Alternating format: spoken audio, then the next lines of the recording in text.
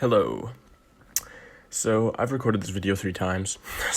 I've gone over it 3 times and I've changed the script 3 times. This is actually the first time I've ever written a script, surprisingly. So anyway, this video is gonna be LSA versus LSD. This is because every time I do LSA, I have people asking me what the fuck is that, and I tell them, and they say, how does it compare to LSD? All that kind of stuff. So I'm just gonna be going over it.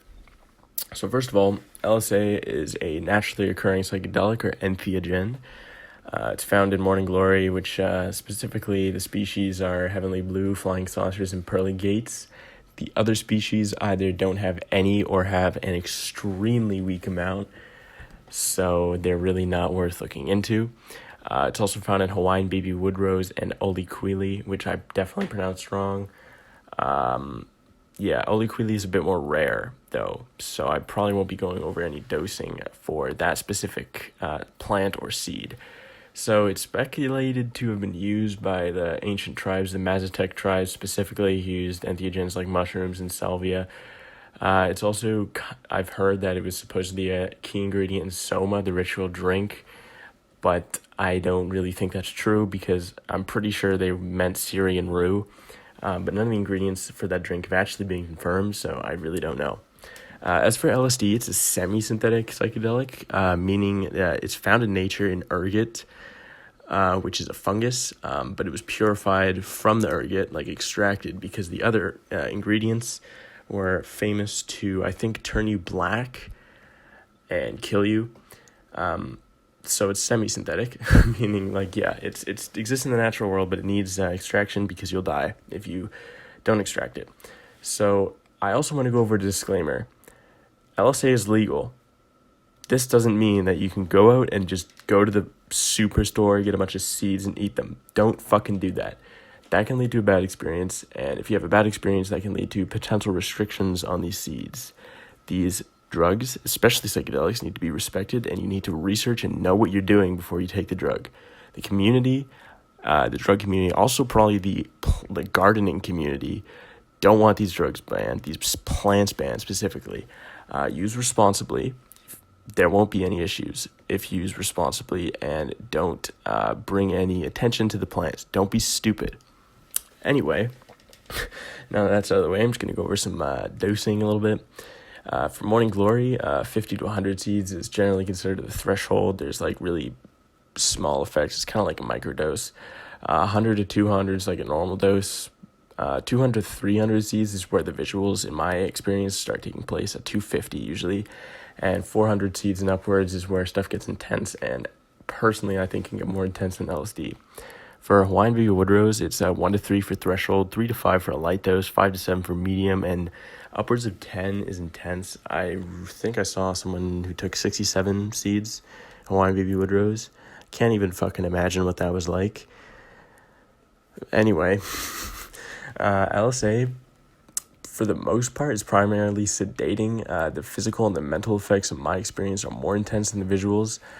And compared to LSD, the visuals are more prominent compared to the physical and mental effects. The mental headspace of LSA is more introspective and deep and conceptual than that of LSD, and the physical effects as well are more of a driving factor behind the experience. For example, when I take LSD, I'll take it with my friends, we'll watch some movies, play some games, we'll make some music, go outside, fuck around, whatever. A lot more social and energizing. It's kind of like this stuff, like a trip with the boys, just having a fun time. LSA is something I'd either take alone or with one friend who's into tripping deeply. We'd have deep conversations, watch a movie, trippier movie. I'd meditate, I listen to music. Maybe I take a walk, but on the come up usually.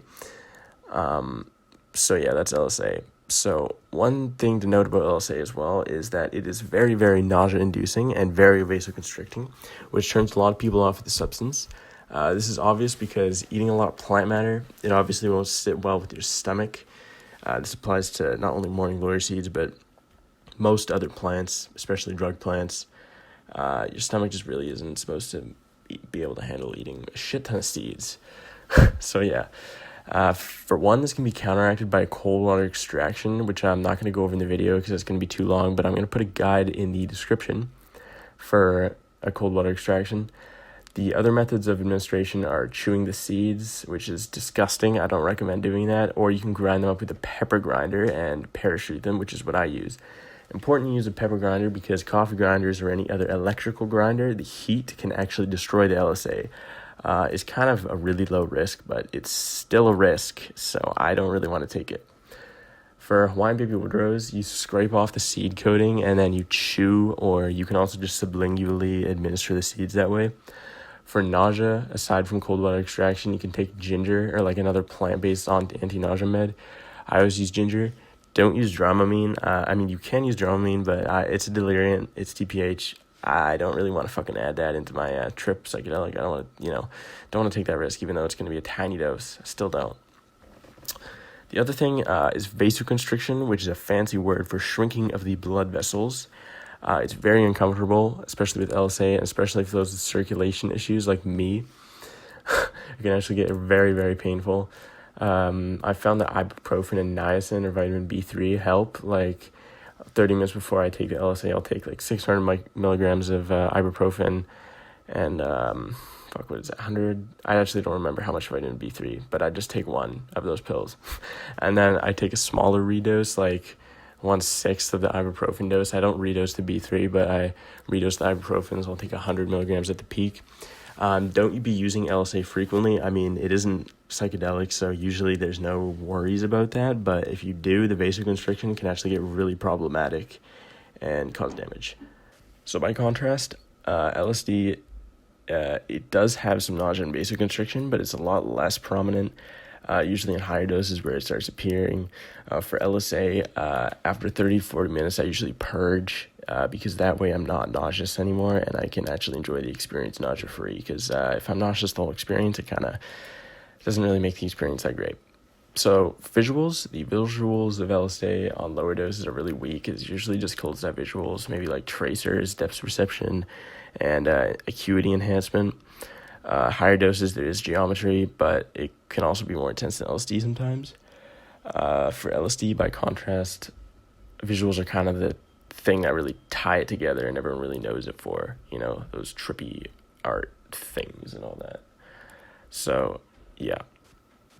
So now that I've done a rundown of the effects, I'm just going to do a comparison. So physically and mentally, at least, actually, I find it's more like mushrooms. Deeper thinking, more introspection, more conceptual thinking, all that kind of stuff. Physically, I actually feel a lot like it feels like Ethlad, which is kind of strange. I mean, I haven't really heard anyone make that comparison, but it's a lot more sedating, like Ethlad is. And visual, it's more like a low dose of LSD. On a higher dose of LSA, I kind of could actually make the comparison that it's kind of like a Jedi flip, which is MDMA, mushrooms, and LSD. Or just LSD and mushrooms, to be honest. So yeah, that's my video on LSA versus LSD. I hope you guys enjoyed. Cold water extraction in the description. Goodbye.